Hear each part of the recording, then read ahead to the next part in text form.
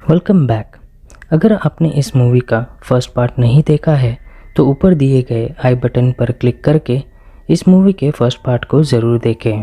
आगे डेविड और ओलिविया मिलकर मिया को और एक सेडेटिव का डोज देने की सोचते हैं और ओलिविया ऐसा करने जाती भी है, पर जिस रूम में वो जाती है वहाँ पर वो शैतान ओलिविया को अपने वश में कर लेता है, जिससे ओलिविया खुद ही अपने चेहरे को काटने लगती है, जिसे एरिक देखकर फ्रीक आउट होने लगता है कि तभी ओलिविया खाली सिरिंज एरिक के चेहरे में घुसाने लगती है, पर एरिक अपनी जान बचाने के लिए ओलिविया को मार देता है।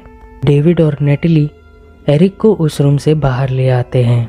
अब यहाँ पर एरिक बहुत ही ज़्यादा जख्मी हो जाता है, जिसके चलते डेविड नेटली को किचन से शुगर लाने के लिए कहता है ताकि वो एरिक के जख्म का खून रोक सके।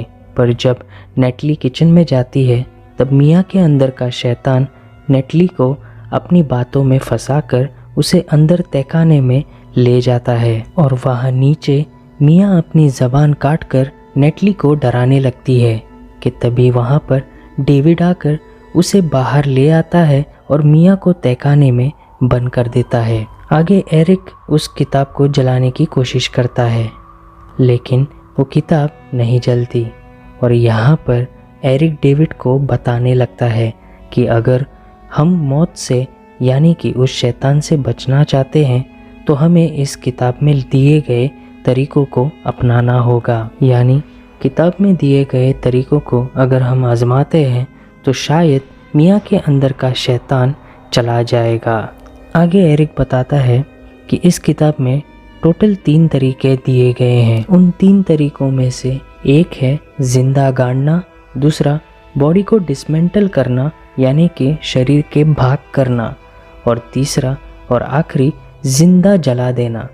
तभी ये मौतें रुक सकती है, क्योंकि इस किताब के मुताबिक जब 5 लोगों की रूह ये शैतान ले लेगा तब आसमान से खून की बारिश होगी और वो इविल एंटिटी पाताल से बाहर आएगी और अपना राज चलाएगी। दूसरी तरफ नेटली अपना जख्मी हाथ साफ करने के लिए फिर से किचन में जाती है, जहां मिया फिर से उसे अपने बातों में लेने की कोशिश करती है कि तभी नेटली के हाथ से काले कीड़े निकलने लगते हैं, जिससे नेटली इरिटेट हो जाती है और अपना हाथ मीट कटर से काटने लगती है। दर्द के मारे नेटली चिल्लाने लगती है, जिससे डेविड और एरिक वहां पर आ जाते हैं और ये सीन इतना क्रीपी होता है कि लिटरली नेटली का हाथ कटकर गिरते हुए हम देखते हैं, जो काफ़ी डिस्टर्बिंग होता है। हाथ कटने की वजह से नेटली का बहुत सारा खून बह जाता है, पर यहाँ पर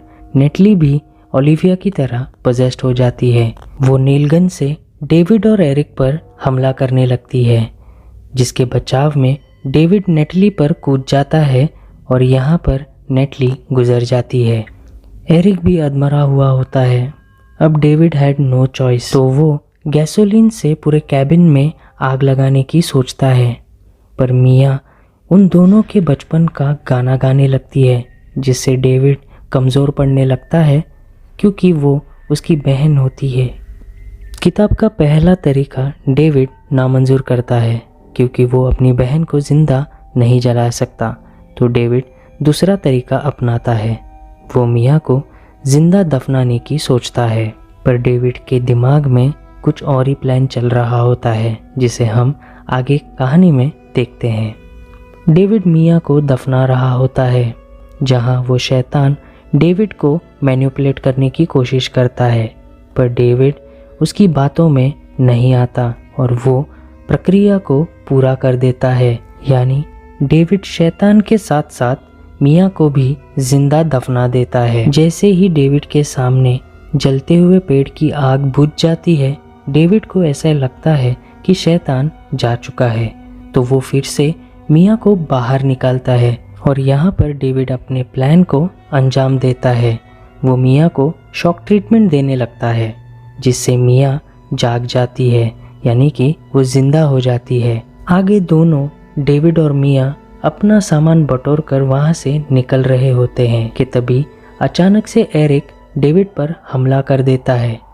दरअसल उस शैतान ने अब एरिक को पोजेस किया होता है।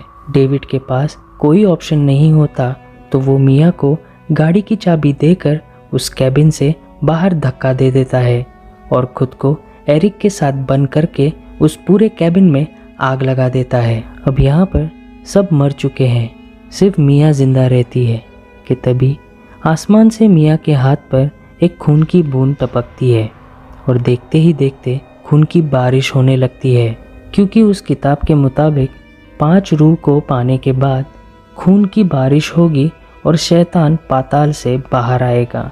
और ऐसा होता भी है। मिया के सामने ज़मीन से शैतान बाहर आता है और मिया के ऊपर हमला करने लगता है। अब यहाँ पर थोड़ा स्टोरी में कंफ्यूजन है। 5 रूह में मिया की रूह भी शामिल होती है, लेकिन यहाँ पर मिया जिंदा होती है, तो शैतान बाहर कैसे आ रहा है? तो यहाँ पर फिल्म के डायरेक्टर ने वेरी स्मार्टली कहानी के इस पार्ट के क्वेश्चन का आंसर व्यूवर्स पे छोड़ा है। फिर भी मैं इस हिस्से को एक्सप्लेन ज़रूर करूँगा। आपको याद होगा कि डेविड ने मिया को ज़िंदा दफनाया हुआ होता है, जो कि शैतान के मुताबिक मिया मर चुकी थी, लेकिन डेविड उसे शॉक ट्रीटमेंट देकर वापस ज़िंदा कर देता है। तो यहाँ पर किताब के मुताबिक मिया मर चुकी है, बस यही लॉजिक है। Back to story. वो इविल एंटिटी मिया पर हमला करने लगती है कि तभी मिया अपने साथ वुड कटर लेती है ताकि वो उस शैतान को ख़त्म कर सके। पर वो शैतान इतना ताकतवर होता है कि वो मिया पर भारी पड़ने लगता है। वो शैतान मिया के ऊपर गाड़ी पलटा देता है, जिसके नीचे मिया का हाथ फंस जाता है। पर मिया इस बार उस शैतान से हार नहीं मान रही होती। लिटरली मिया अपना हाथ उस गाड़ी के नीचे से खींच रही होती है, ये जानते हुए कि वो हाथ कटने वाला है, पर वो किसी भी तरह उस वुड कटर को पाना चाहती है जो उससे कुछ ही दूरी पर होता है। और मिया उस वुड कटर को पाने में कामयाब हो जाती है, पर अपना हाथ खो देती है। आगे मिया वो वुड कटर लेकर उस शैतान के सर पर लगा देती है, जिससे उस शैतान के 2 भाग हो जाते हैं। दोस्तों, एंडिंग का ये सीन बहुत ही ज़्यादा डिस्टर्बिंग होता है, जिसमें उस शैतान का खात्मा हो जाता है।